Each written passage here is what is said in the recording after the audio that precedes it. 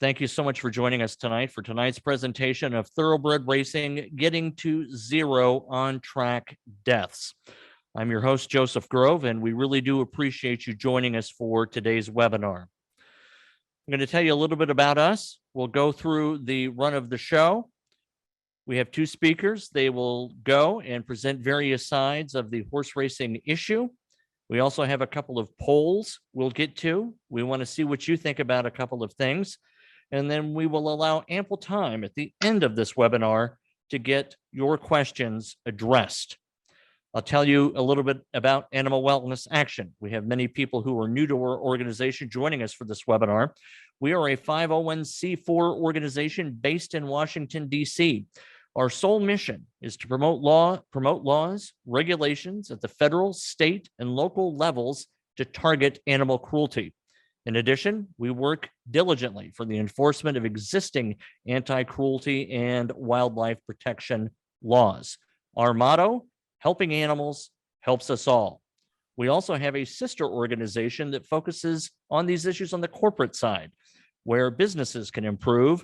That's the focus of the Center for Humane Economy. Animal Wellness Action takes the fight to the Capitol, to the state houses, to the city desk. You can subscribe, donate, and follow us at animalwellnessaction.org. We put out a lot of great content. Wayne Pacelli is a two-time New York Times bestselling author. He writes terrific blogs. We have many other people who contribute content, not only about horse racing, but about a multiplicity of animal-related issues. I know you'll find it valuable. Tonight, we're going to take questions in the chat functionality. We will answer them at the end of the event. You'll also receive a recording of this event. We'll send a link out tomorrow or the next day so that you'll have this and be able to share it with your friends, whoever else may be interested in the issue. If there was something you missed during the event, you'll be able to go back and re-listen to it. That will come to you. Now, if you have any specific questions after this event, or if I could be of any service as the Director of Communications for this organization, I hope you'll take a minute to write down this email address, joseph@animalwellnessaction.org. Part one of our discussion will focus on the goal of getting to zero deaths on the racetrack. That's the title of our campaign.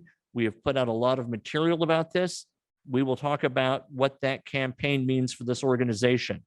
We will also talk about race day doping, and we'll also talk about the whip. Those are the three things that are really top of our mind as Animal Wellness Action contemplates how to help horses on and off the track. Part two, what's causing the deaths? I get many questions. What exactly is going wrong? There are a lot of things that we will hear about tonight that can be improved for the benefit of our horses. And then finally, we'll wrap up with what's next for racing. Wayne Pacelli, our president, is our first speaker today. As I mentioned, he is the author of 2 New York Times best-selling books on animal welfare. He has led efforts to pass more than 1,500 state laws, 100 federal laws and amendments, and 30 ballot initiatives, as well as 500 corporate agreements. Fred Hudson, also with us, is an internationally renowned horse racing expert, former standardbred trainer, author of Roosevelt Raceway, Where It All Began, and is the founder and CEO of the United States Harness Racing Alumni Association. Fred, could you have made that name any longer? I think you need. I was working on it. All right, good. Thank you. All right. So I'm going to turn it over to Ryan, who is going to set us up with our first poll for the evening. Ryan, what do we want to know from our audience? Thank you, Joseph. Our first poll should be appearing on your screen now. It's asking about the state of horse racing. The options are: you believe it's fine as is, some changes needed, major changes are needed, or a complete overhaul is needed. If you can't see the poll on your screen, please feel free to use the chat option to put in your answer. Yeah. So thanks, Ryan. I appreciate that. Fill in your answer now, and we will be able to reveal those responses later before we get to our next poll. So all that said, I'm going to stop sharing the presentation and turn it over to Wayne Pacelli, who will take us through the first part of our discussion. Great, Joseph. Thank you so much. And welcome to all of you for this webinar. It's the second in our series. We'll be conducting more on very important issues in the animal welfare space.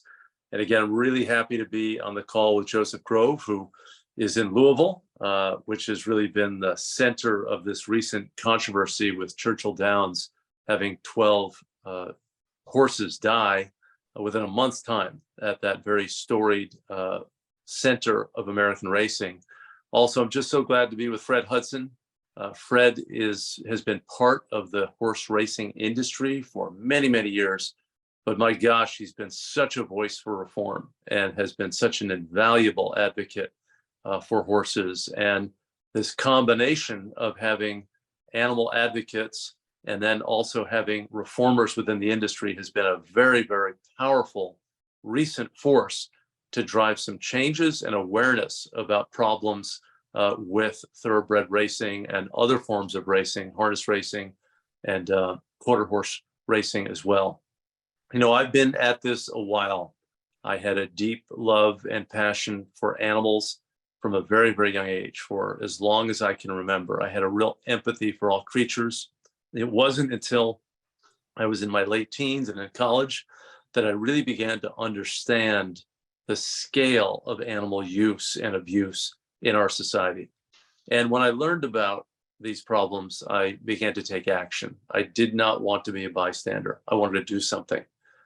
And when you want to do something about animal issues, you just confront this enormous array of problems. It's just so complex culturally and scientifically and in terms of just practical uses. So much animal use is just embedded in our culture. So if you look at the big categories of animal use, I mean, you can think of use of animals in agriculture.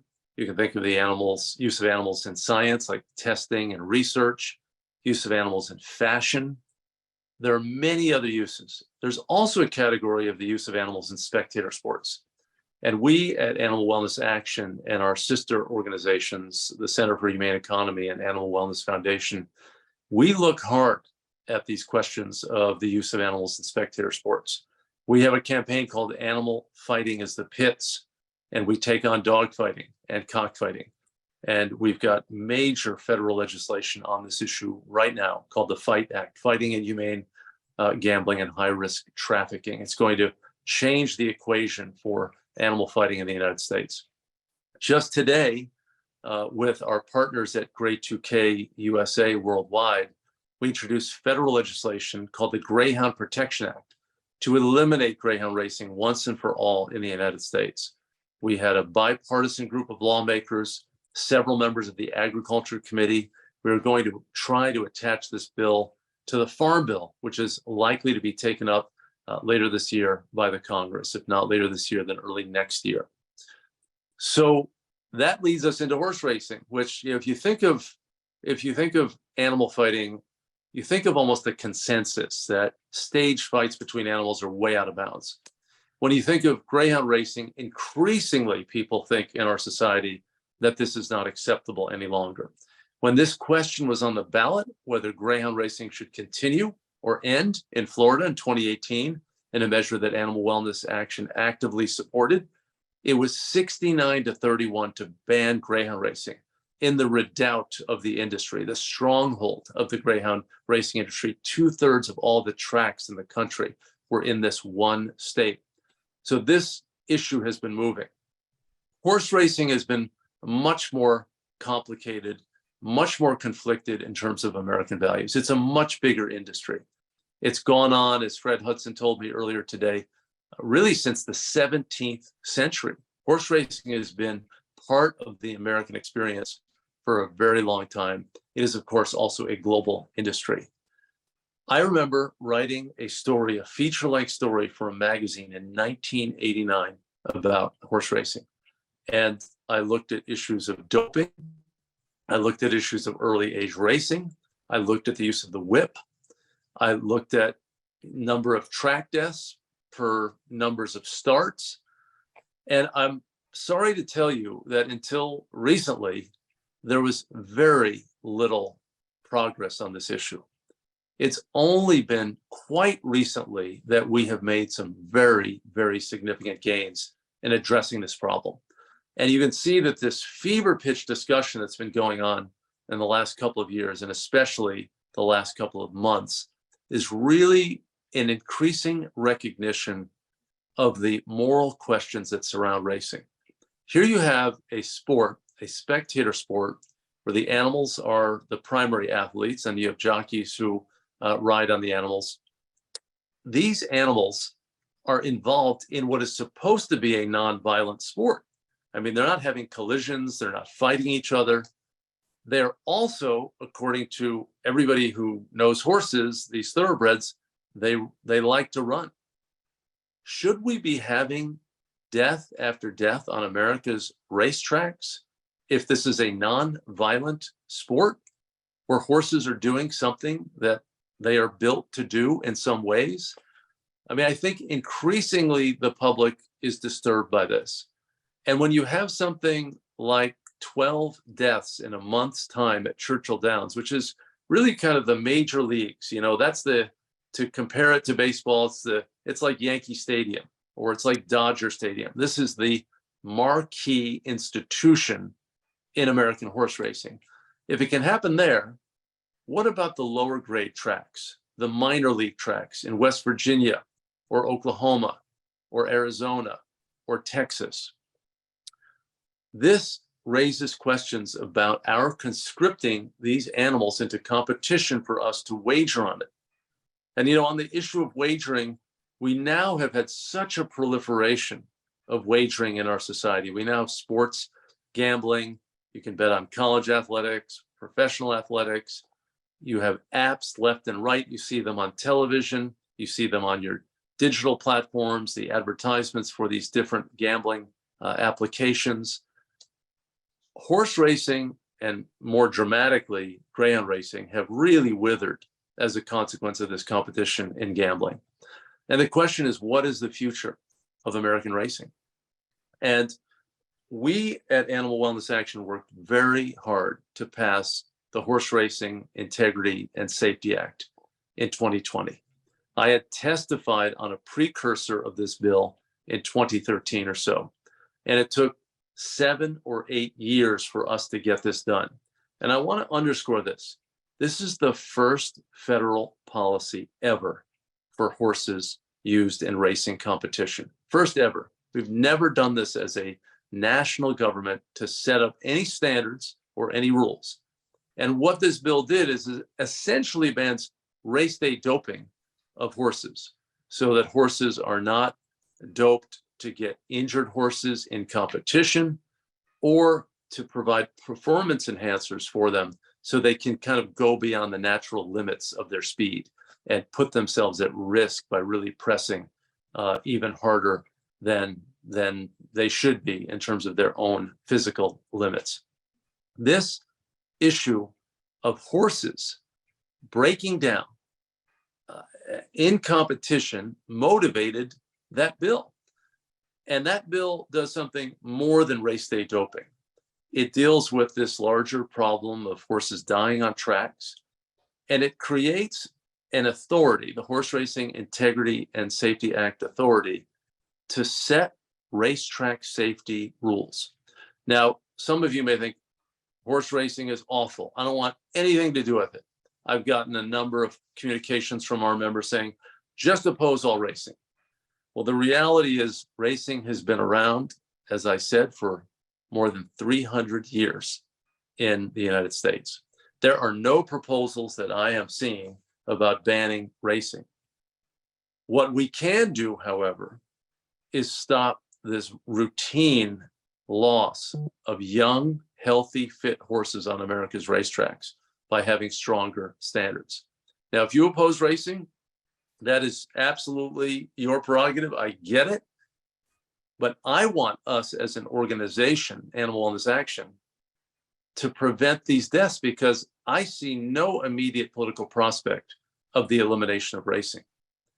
And one of the things that we need to do is stop this race day doping. Now, the Horse Racing Safety and Authority, Horse Racing Safety and Integrity Authority is charged with this responsibility. And trainers who do the wrong thing here need to be suspended and they need to be booted out. We also have a much broader set of goals. I mean, the overarching goal is 0 deaths of healthy, fit horses on America's racetracks. Not hundreds or not thousands, zero. And one of the other things we want to do is stop the use of the whip or the crop, where the horses are being hit to drive them faster and to stretch their limits. You know, the breeding of these horses, they're being bred often for speed rather than soundness. And when they're pushed with the medication abuses and the use of the whip, these horses in many cases have these champagne glass legs. They're hurtling down a track at 45 miles an hour and they're breaking down. And we have to have a totally significant reset of this industry. We cannot tolerate this any longer. So those are just a few thoughts that I want to introduce to you about just changing this notion that somehow it's okay, it's an inevitable consequence of racing that so many horses are going to die, that it's okay to use the whip, that it's okay to give these medications to horses to enhance performance. All of that has to stop. And Joseph, I want to turn it back to you to tee up the next section of our discussion.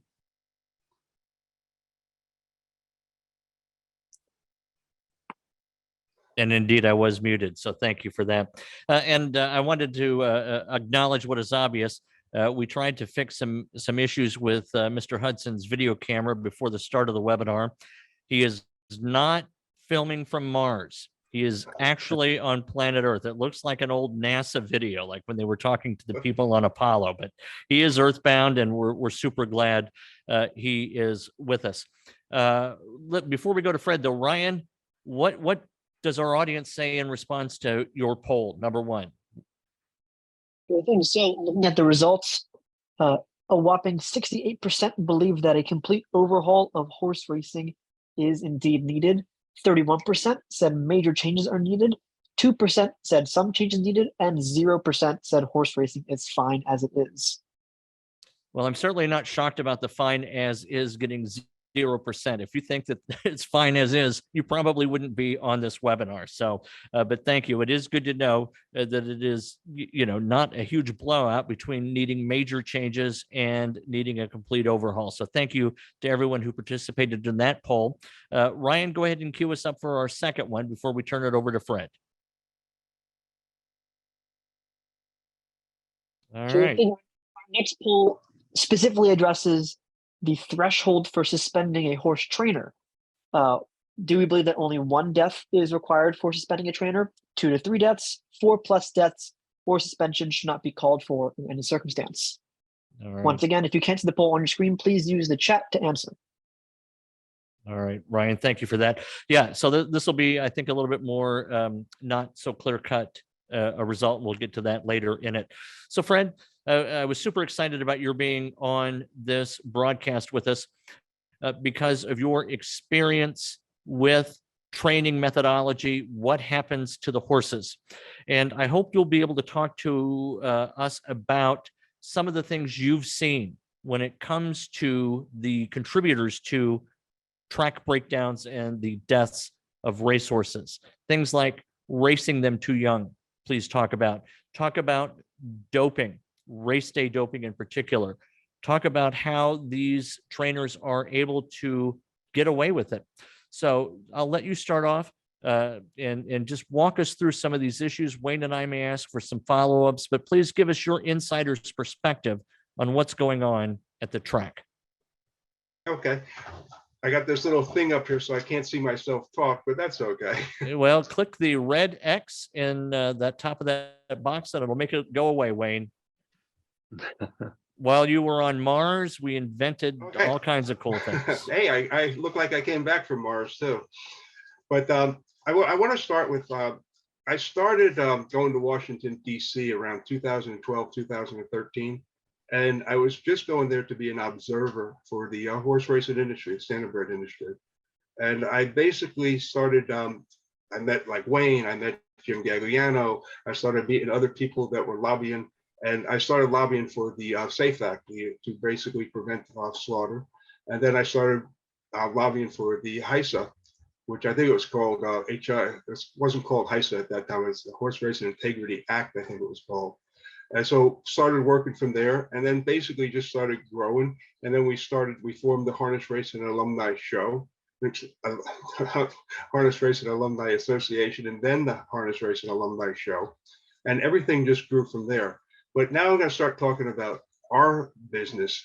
In the United States, we start racing 2-year-olds.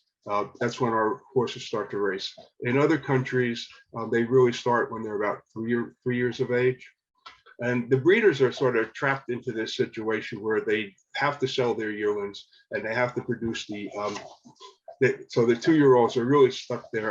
A solution to that could possibly be starting to race them later in the year rather than starting with them in June. So starting to race them in September, race them 3 months, September, October, November, turn them out, bring them back as 3-year-olds. That is one solution. And if you look at the 2-year-olds and you compare them to human age, a 2-year-old horse is the equivalent of a 13-year-old child. And so would we be putting our 13-year-old children out and putting them into the racing field so much? I don't think so. But I do think that that's a solution for the younger horses to basically start them a little bit later. And I don't think that would interfere with the breeders, and I think they could live with that. That's just one of my opinions there. All right, so that's one thing, right? So we start them out too young. Now, one other problem, I think, Fred, that we've talked about in some of our conversations is the whole notion of masking pain. You talked about an electromagnetic therapy they use and some of the injections. So why is it important that we not mask their pain, and how are they masking the pain? Okay, first of all, by masking the pain, that's going to prevent the veterinarians from seeing that they are lame. And so the horses are going to go out onto the track and they're going to break down. You know, not all of them, but some of them are going to break down. And from what I can see is most of the injuries occurring on the breakdowns are sesamoid bone issues. And that's where in the back of the ankle, they're coming down and they got fractures or chips there. One of the masking agents or masking machines that they're using is the shockwave therapy. The shockwave therapy prevents the pain. And the vets are allowed to do the shockwave therapy. I think it's 10 days out, but a lot of the trainers have their own machines and the trainers are doing it themselves. I know of a trainer that got caught with a shockwave therapy machine up in Canada, and he was given a 180-day suspension for it, plus like a $10,000 fine. I do think that when HISA is fully active, they'll be going around investigating the barns through undercover work, and they'll be finding these machines. The other things that we have to look at are joint injections and what we call it, nerve blocking and so forth like that. All of these things are masking pain, and so a horse can race out there, and they go to step down. They can be racing with a broken leg and they wouldn't know it. So those are some of the things that we have to clean up in the sport. Right. So let me stop you there too, Fred, because not only does the masking of pain prohibit trainers from noticing the injury, is it not likely also that the horse will then exceed his or her natural limits to run that may otherwise stop the horse from running, right? Yes, I mean, it works both, right? Absolutely. If you have a sore ankle and you're running down the street, you're going to be limping, you're going to be hurt, and you're going to pull yourself up because you're going to feel the pain. But now just imagine if you yourself, or you don't feel the pain, you can just be running down there and you yourself could break your own leg. Mm-hmm, mm-hmm. So thank you for that. So too young. There's a strong relationship between a two-year-old horse, for example, and a pre-adolescent or an adolescent human being, right. And that gives us an understanding of the fragility of these animals. We mask their pain so that trainers can't see them and that the horse can't feel it, right? So then talk about then to Fred, you mentioned something called milkshakes, and I had never heard this before. Milkshaking. Okay. What is that?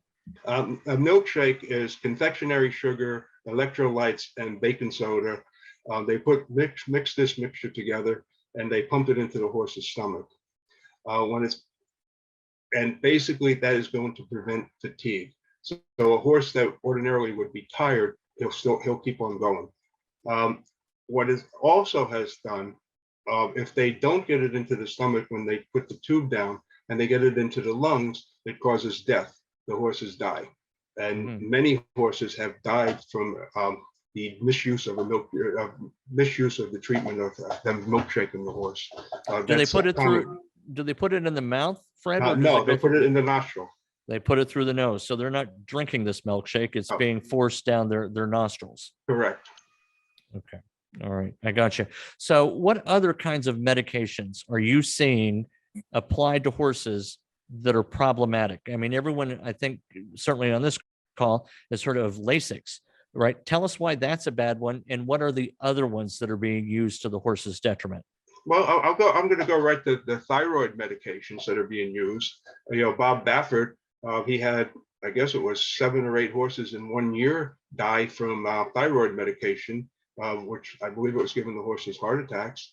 And he had made a statement that every single horse that he has in his stable is on thyroid medication, which they don't need it.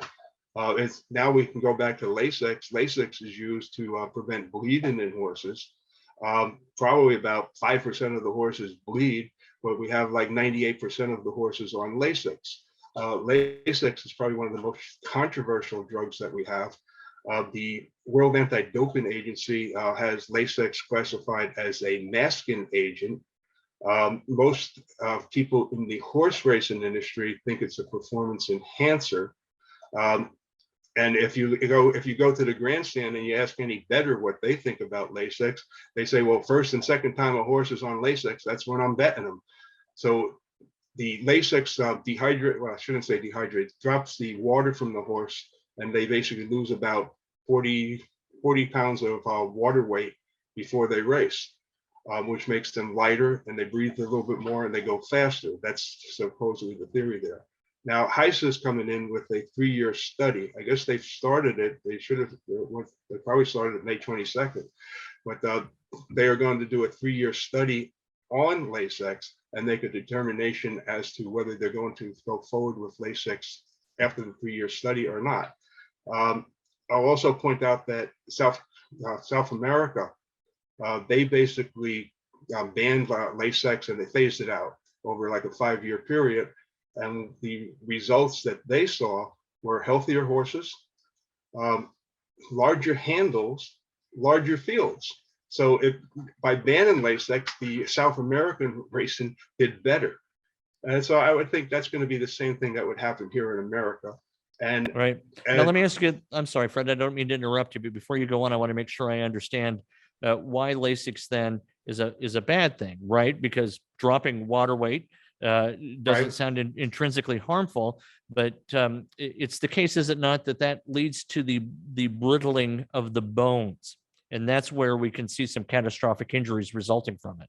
Correct. I have heard that, and I've heard conflicting reports on it. And so you have some universities that universities will say yes to that, and a lot of the veterinarians will disagree on that. They'll say that that's not true.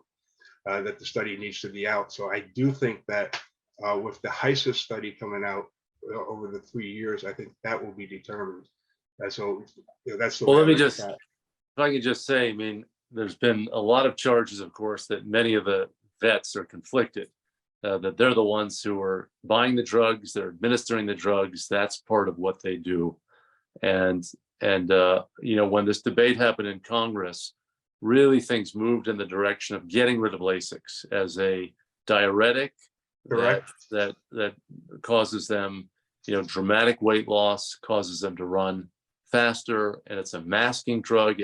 It hides other drugs in the system, and that is another part of this. I mean, the trainers who are bad trainers are constantly trying to stay ahead of the regulators. And they are thinking of frog juice or the next sort of drug that's going to give them an advantage. And it's an arms race or a drug race. If one trainer's doing it, the other guy says, oh, if he's doing it, I've got to do it, which is why we need to get rid of all these race day doping medicine. If the horse needs a drug, the horse should be resting. The horse should not be in competition. No one's saying stop the use of drugs, It's drugs in competition, which is skewing the results for bettors. It's putting the horses at risk, and it just makes no sense from a welfare perspective. Right. That therapeutic drugs are okay, but it's the illegal drugs. And we're also going to point out to the fact that all of the people that were indicted and arrested, none of them had a positive test. They were all caught by undercover work and wiretaps. Personally, I don't think the drug testing works unless they know what they're testing for. So if they don't know what they're testing for, they're not going to find it. I know that Jeff Garrell with the Meadowlands, he was sending a lot of his tests out to the Hong Kong Jockey Club, because they have the most advanced testing in the world, where they can test for more substances than the other labs over here in the US. I think we only have like 2 labs right now that are really up to standards of the rest of the world. That's the one out in California and the one in Kentucky. I saw these reports at one time, like one of the labs that one of the states was using, they would send the urine samples out, and they would mix 10 urine samples together and then test them all together. And then if they saw anything in there, then they could test them individually. But they were putting 10 urine samples all in the same test, which is totally ridiculous. So. Well, I want to just note that, this terrible practice of horse soring, which is in the horse show world with Tennessee walking horses. Many people have heard of this in our field of horse soring, where the front feet and lower legs of the horses are injured, so that when the horses step down, they're caused so much pain, they throw their legs up and exaggerate their gait. The same thing, the trainers are competing against each other, and they're cheating and abusing the system in order to get an advantage. And this is why HISA, the Horse Racing Integrity and Safety Act, and the new authority is so important. We now have 38 different racing jurisdictions. The states have their own racing commissions. And the rules are different in Kentucky as compared to West Virginia, as compared to Virginia.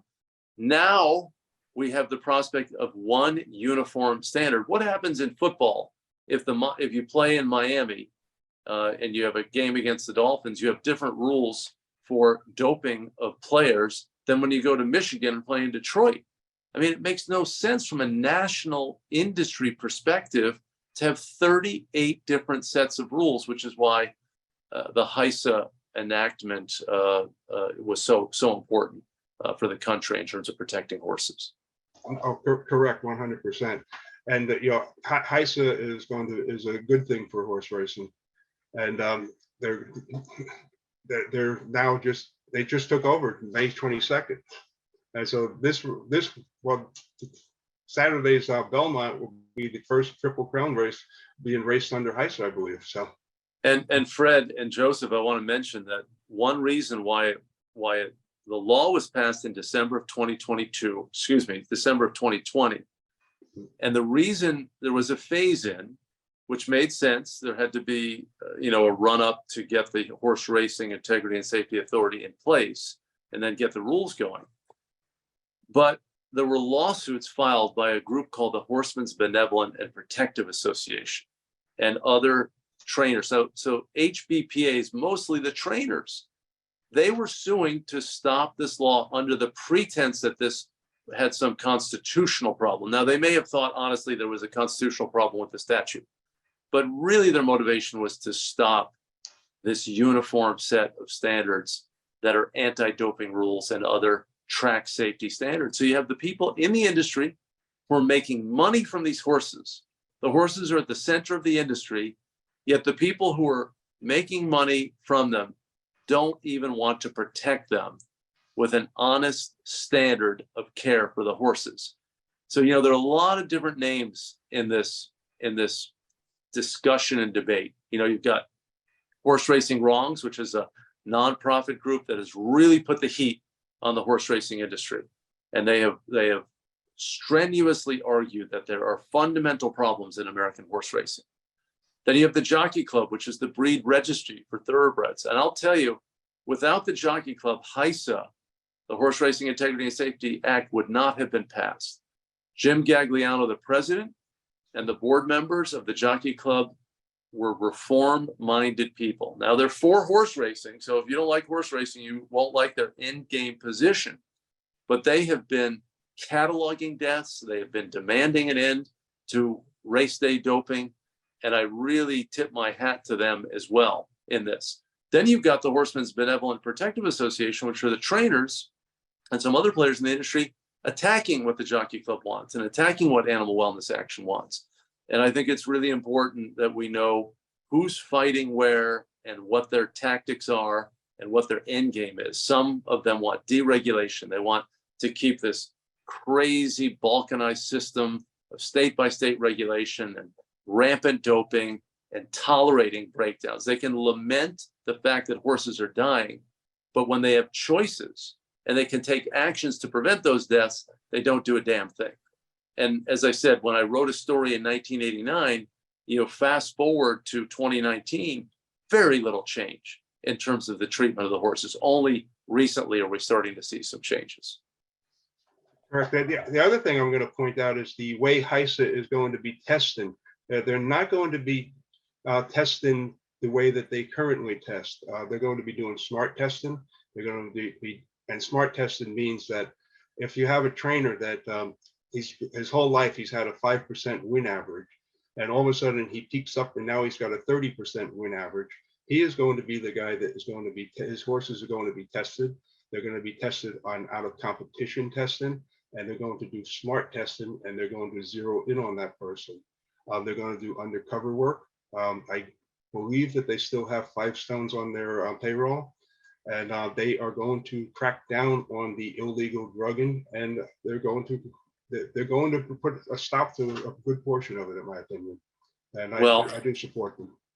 Yes, and we've talked a lot about Bob Baffert, in the country, and Baffert, if you look at his record, I mean, he's the most storied trainer in the business. He's won so many Triple Crown races. He's obviously a dynamic personality, but the reality is a lot of horses under his care have died, and he was clearly cheating, whether it was the thyroid treatments or others. And then, he was suspended by Churchill Downs for 2 years. And then this year, he ran horses in Baltimore at Pimlico, which is the setting for the Preakness stakes. And one of his horses, won the Preakness, but just hours before, another of his horses died on the track. Why is it acceptable for a trainer who loses a young, fit, healthy horse to then race that same day other horses? I mean, the only explanation can be that the horse racing industry thinks it's just a natural outcome of competition that these animals are going to die. And would we ever tolerate this in football?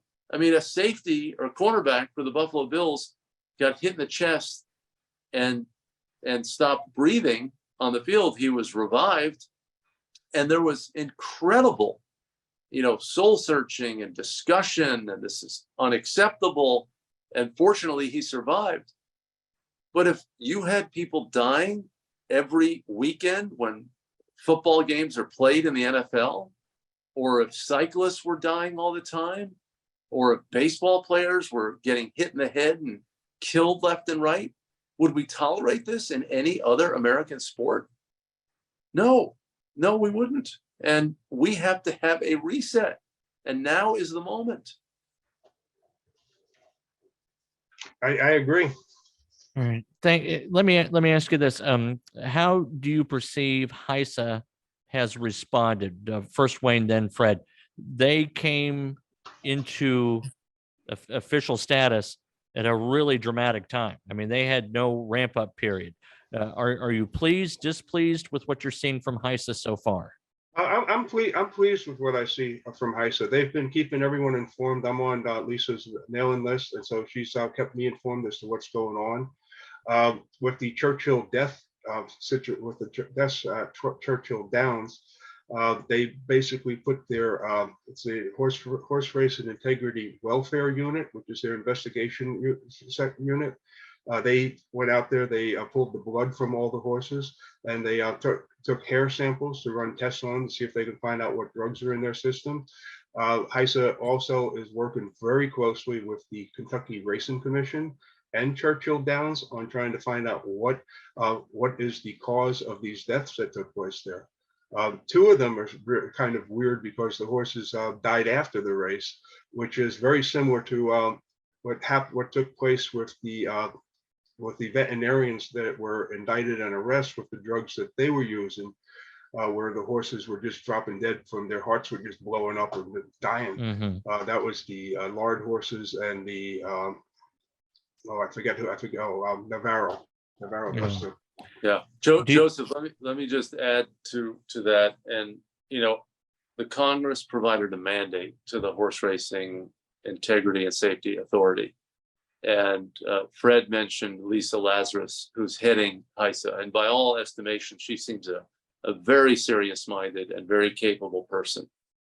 I think the jury is out. It's too soon to tell what's going on. The question for HISA, the authority, will be, can it demonstrate independence from the industry? I mean, you have so many cases of these state commissions are an example of industry capture, that the folks who are the commissioners are coming out of the industry and they're tolerating this, and they're just managing a little bit here and a little bit there. Will HISA over time be able to have an independence and really make safety the #1 priority in horse racing? The horses are at the center of the enterprise. The horses are responsible for all of the entertainment and all of the wealth that's created. You would think that there would be a focus on their well-being and welfare as a consequence of it.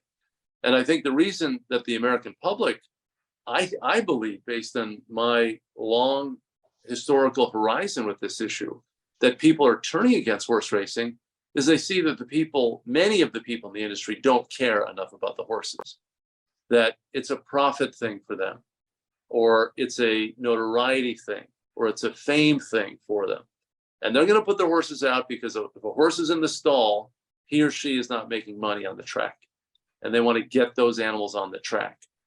Now, some people will say, well, that's a simplified view. Well, I think that there is a lot of human nature here. And I think that there are a lot of rationalizations. And I think there's a lot of groupthink. And finally, we have this authority to set up track safety rules. There should be little hesitancy about ultimately banning Lasix. There should be little hesitancy about banning the whip. And the horse racing authority should say that if you are a trainer and a horse dies, you're suspended. Now, I'm not going to say 3 months or 6 months or a year or 5 years. There should be a penalty structure so that trainers are on the hook to be as assured as they can be that if they're going to put a horse in competition, that animal is going to walk off of the track under his or her own power. And there's no better place to put the responsibility than with the trainers. They're the ones who are supposed to be paying attention to the well-being of the horses. And yes, if some freak accident may occur and that trainer would be suspended, well, that's just the cost of doing business. That's the occupational hazard. If you're a trainer, you're there to guarantee as best as you can the safety of the horse. All right, very good. Thank you, Wayne. Thank you, Fred. We're coming up almost to the time when we want to convert to Q&A. Folks, if you have any questions, Ryan's been corresponding with some of you. I have many here to pose to the two gentlemen with us today. Before we get to those questions and answers, though, Ryan, what's the result of the poll? How many deaths should it take? 1 death. All right. Majority 82% answered 1 death, with 17% answering 2 to 3 deaths. All right. Wayne, how do you respond to that? Well, I think it really, obviously, we've got, my guess is most of the people on this call are here because, as you said, Joseph, they're concerned about what's going on in racing. And I think it's just a common sense notion. I don't think anyone in the industry can say otherwise. I mean, it's okay to have multiple deaths of horses. There should be no consequences for that. Someone's got to stand up for the horses. And if it's not the trainers, then who is it going to be? So it's a culture change. It's going to be a shock to the system. I'm sure a lot of trainers, they go, what is this guy saying? He doesn't understand horse racing. I do understand horse racing. I've been around it for a long time. My father was a horse racing enthusiast. I saw it from a fan's perspective from my earliest days. Someone's got to take responsibility for these horses. Okay, very good. Thanks. Let's go right then into our question and answer period. One of them talks about the pathway from the racetrack to the slaughterhouse. Wayne, talk about the relationship between racing and horse slaughter. Well, poor performing horses used to be routinely funneled into the horse slaughter pipeline. You have horses that are just coming in 7th or 8th, and they're always out of the money. And horses are expensive. There's stables and there's food and there are trainers. All of those are expenses. If the horse is not making money, a lot of people don't want them. And you can make $200 or $300 by selling the horse to a kill buyer. I used to go to this track for investigative purposes, not for recreation, in West Virginia. And the kill buyer's truck used to just set up, right off the track. And we were slaughtering 350,000 American horses in 1990. It went down in 2010 to 150,000. And then our investigation at Animal Wellness Action and the Center for Humane Economy with Animals Angels showed that last year, 20,000 horses. So the trends are great in terms of reducing the number of horses being sent to slaughter. And we shut down the slaughter plants in 2007 in the United States. So now they're just going to Canada and Mexico, with 80% of them going to Mexico. But some of those horses are racing animals that are discards.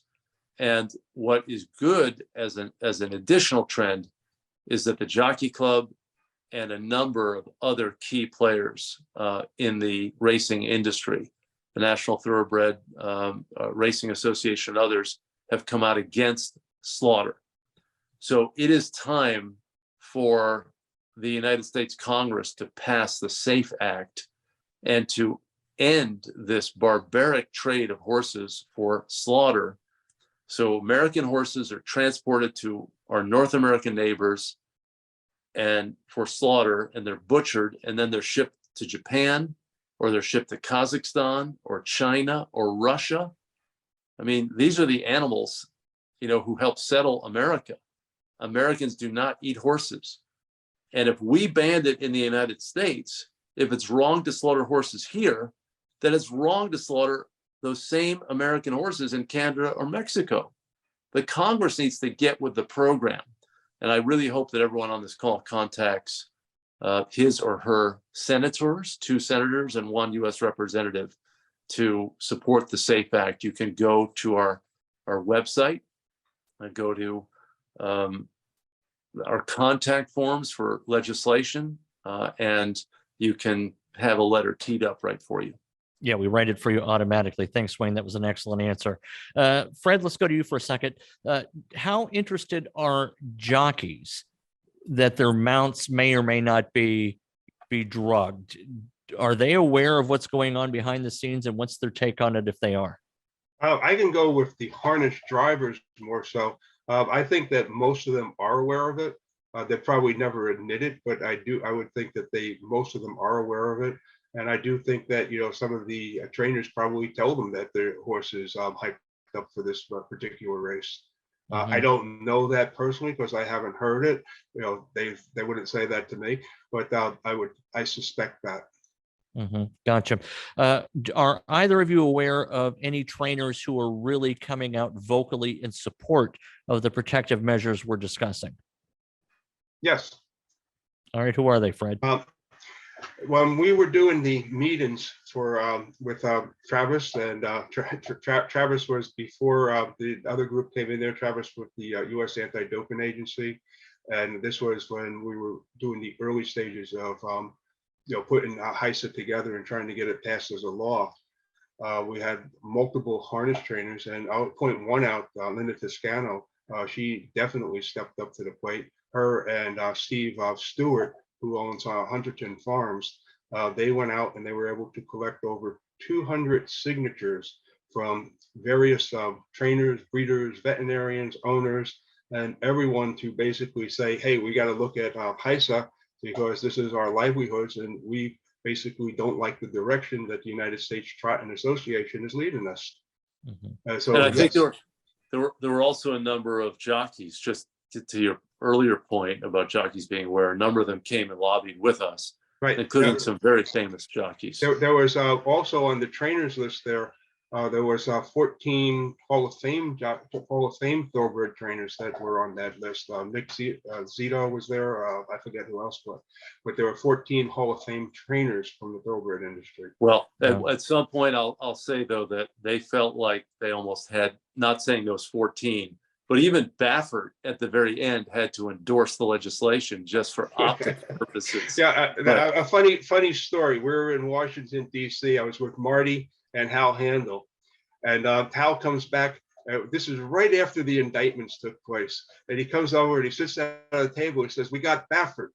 And so I'm thinking, we got Baffert. I thought that he was indicted. I didn't realize that he's signed to join Whoa. All right. Let me ask you this. This is an interesting question, and it relates to the complicitness of veterinarians. Now, when I take my dog to the vet, I mean, I understand, the veterinarian has to make money, but I know that dog is there for the dog. Are the veterinarians in the horse racing industry there for the horses, or are they there for the owners? Well, Joseph, it's a complex answer. I mean, a lot of vets historically work for animal use industries, and they often can adopt the ideology of the industry. All right? I mean, we just fought this battle over Prop 12, and through the years, we did ballot measures to stop extreme confinement of farm animals. Well, the swine veterinarians, most of them just say, oh, it's fine to put the animals in a gestation crate. They say, oh, it reduces aggression. And you have lab animal vets who say, okay, it's fine to use the primates, or it's fine to use the beagles. So the industry vets can adopt the mentality of the industry. And I think you definitely see that with horse racing. Now, that doesn't mean that everyone is a zombie. It doesn't mean that you don't have great vets who are advocating for the horses. The whole veterinary world is changing. I mean, it used to be 90-10 male to female. Now it's 90-10 female to male. Those companion animal vets are dominating, and they have a value system that is more aligned with, traditional animal welfare notions. But you still have these industry vets who represent the orthodoxy of the industry. And I didn't feel like we had, a tremendous amount of support. I mean, the AVMA, the American Veterinary Medical Association, and the American Association of Equine Practitioners just came on board, I believe, Fred, you'll have to correct me, at the very end of the Heist fight. They were against the legislation for a long time. Now, the AVMA has been great on animal fighting. They're with us against dog fighting, cockfighting, but they've also been against us on the horse slaughter issue. They were for slaughter.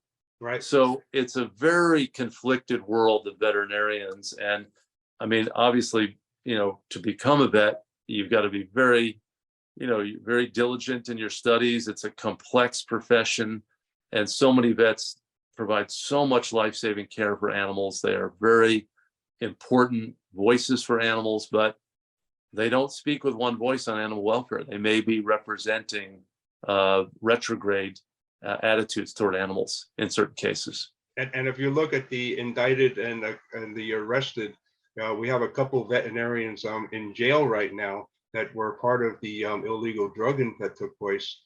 I could just say Seth Fishman and Grasso. I mean, both of those vets are in jail now for they were supplying drugs and they were selling them. And Fred has referred to this case, this set of arrests. This was the Federal Bureau of Investigation, the FBI, and the Department of Justice investigating doping schemes and other schemes involving people to hurt the horses to profit. So it was a very important case. And I'll also say that the Jockey Club was very involved in helping to bring these people to justice as well. Jeff Garrell and the Jockey Club each put up $500,000 to hire. They hired Five Stones. Five Stones did the original investigation for a 2-year investigation, and then they went and they gave their findings to the FBI, and the FBI did a 2-year investigation, and it resulted in 32 arrests.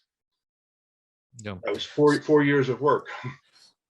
This question gets right to the third part of our name, animal wellness action. One question is, how can individuals create change for horse racing and make a difference? Wayne already mentioned going to our website and finding our campaigns under the campaign tab. We have many ways to work with our horse campaigns to contact legislators, but what else can they do, Wayne? Can they talk to sponsors of races? Can they, what's the way to make a difference here?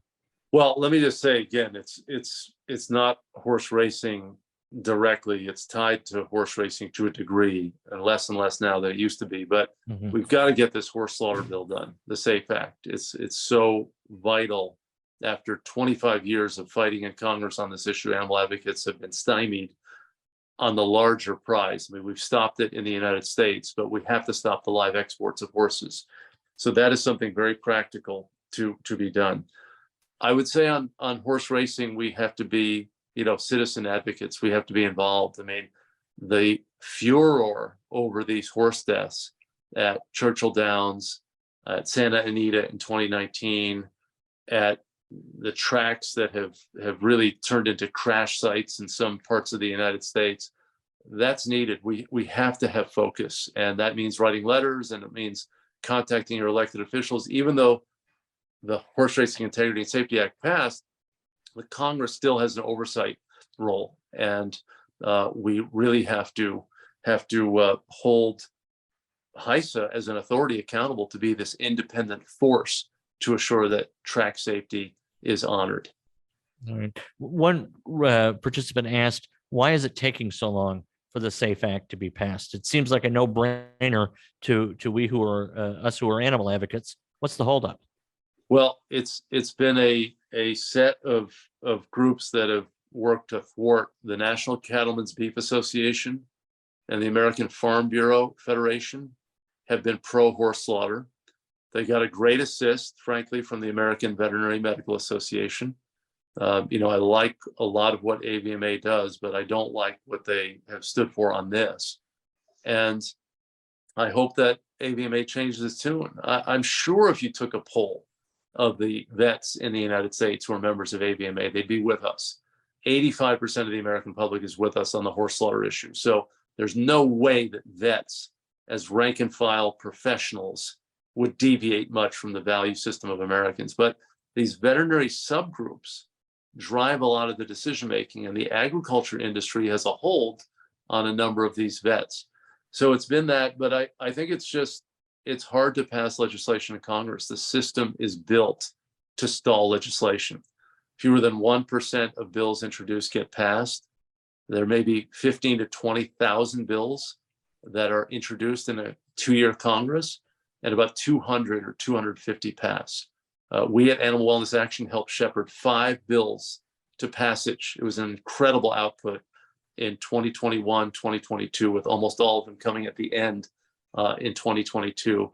That's remarkable. The FDA Modernization Act, the amendments to the Horse Racing Integrity and Safety Act, the ban on shark finning, the Big Cat Public Safety Act. But it's hard. And that's why people need to support Animal Wellness Action, because we're fighting every day. And, not only the finances, but writing letters and calling. And, we hear from offices that this issue gets a tremendous volume of mail. That provides so much support to us when we are lobbying senators and representatives.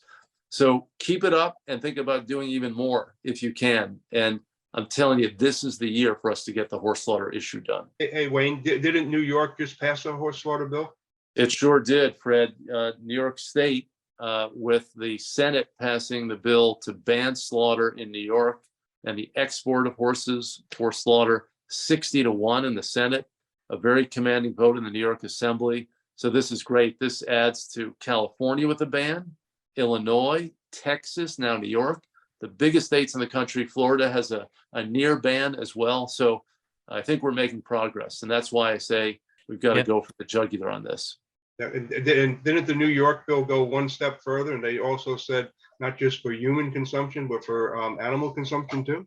Yeah, it did. I haven't read all the details on that piece, but it used to be that horses were were made into dog food. That stopped a while ago, but this is a path-breaking measure, as you say, dealing with human consumption and animal consumption. Just saying these horses are not for this purpose. They're not for the slaughter industry. They're not to be butchered. Right. Very good. That's a strong and effective last word, Wayne. Thank you. Thank you so much. Fred, thank you. Wait, before I go, I want to say one last thing. Sure. We need to come up with a program that will basically protect racehorses, that when their careers are over, that they have a permanent home to go to, regardless of what age they retire at or they end their career. All of these horses should have some type of home already planned out for them, or should be planned out during their racing career. And I think that we can accomplish that if we start working on it now. And I think that would be very important. And that would also help protect a lot of these horses from ending up in bad places. My closing words. No, that's all right. All right. Well, thank you, Fred. And that would be idyllic for sure. So I appreciate that. Thank you, Fred. Good luck on your continued orbits around the Earth on the space station there. Thank you for dialing in for it. Wayne, thank you. Thank you so much to our participants today. We really appreciate you taking out some time this evening to learn about this issue. We appreciate your passion for it and your support of us as we work on the behalf of the animals. animalwellnessaction.org. You can go there to learn more about everything we're up to. And because we're a nonprofit, you know, I have to mention that we need your donations too. We really do appreciate your financial support. We run a lean, mean shop here, but we do require financial support for attorneys, for lobbyists, for writers, for advocates to do this work. So if you go there, if you like what you've heard today and want to consider making a donation, we would certainly appreciate that.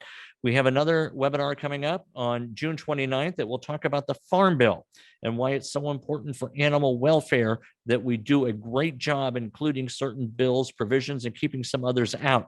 So stay tuned to our email marketing communications, our Facebook messages, etc., for more information on that. We didn't get to all of your questions. There were a lot of great ones, but sometimes that's the unfortunate case. Great topics make a lot of questions. We just don't have time to get to them all. So with all that said, and with repeated thanks, we'll let you go for the rest of the evening with our gratitude. Thank you so much, everyone.